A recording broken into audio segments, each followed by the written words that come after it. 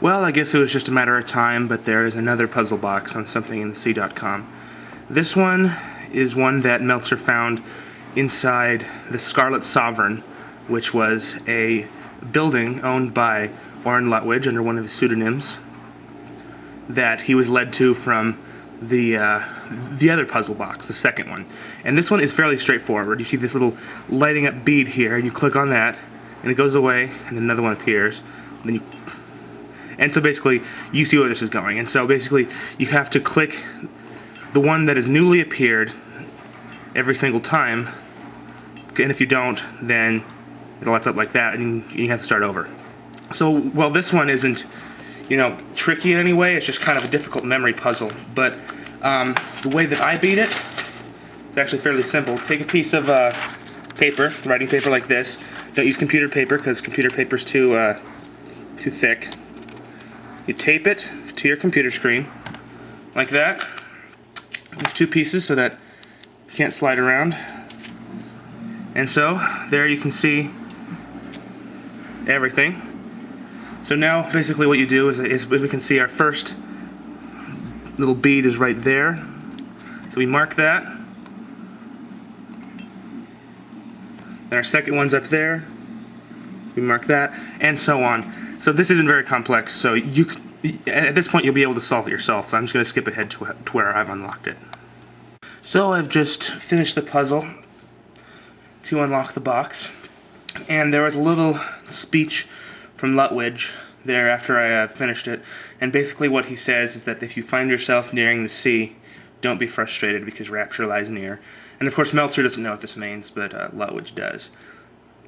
And this is important because recently Lutwidge had a map and another recording that Meltzer found, and the map is a triangle with a bunch of different lines leading out to different numbers, and they don't mean anything. And the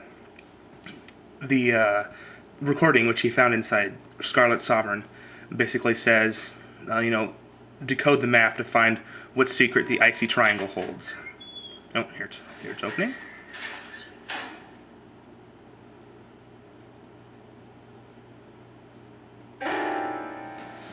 Okay, so basically, this is a musical lock, in a way. You have all these different tones here, and as you can see, they're lighting up different areas on the thing. And so one of them is a time, one of them, and the other two are latitudes and longitudes. And so basically, what you have to do now is just plug it into Google Earth. So here I am on Google Earth, and the coordinates come out to as follows. There are 10 of them, and the first one takes you to the harbor in Sydney, Australia. The second one takes you pretty far away, up here to Germany, near the sea. If you're catching on a little pattern here, they're all near the sea, and so after the one in Germany, there's one in the Netherlands, there's one in England, as you can see there, there's one in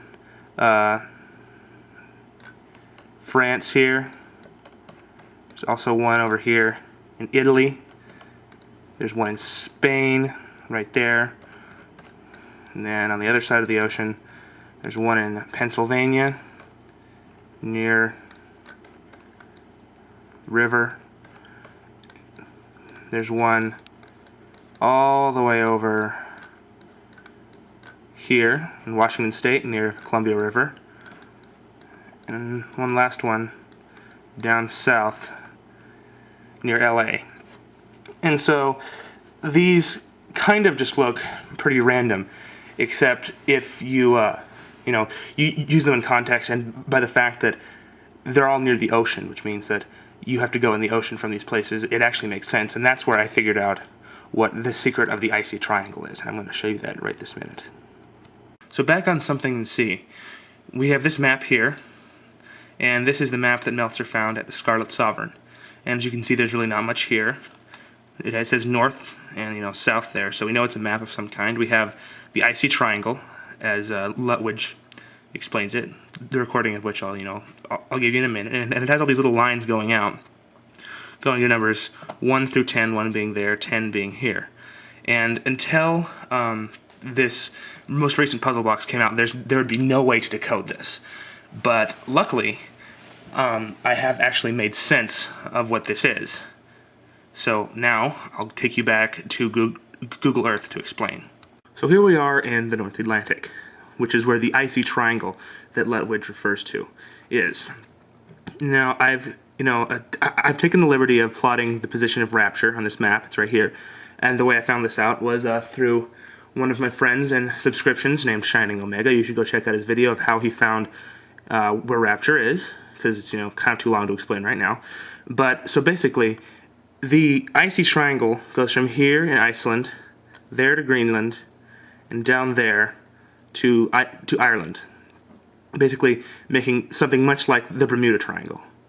So, and Rapture's right in the middle. So now we can tell, because of all these other map areas, that the little numbers on the map refer to these plots, Australia and Europe and America. And so the icy triangle up here gives the location of Rapture.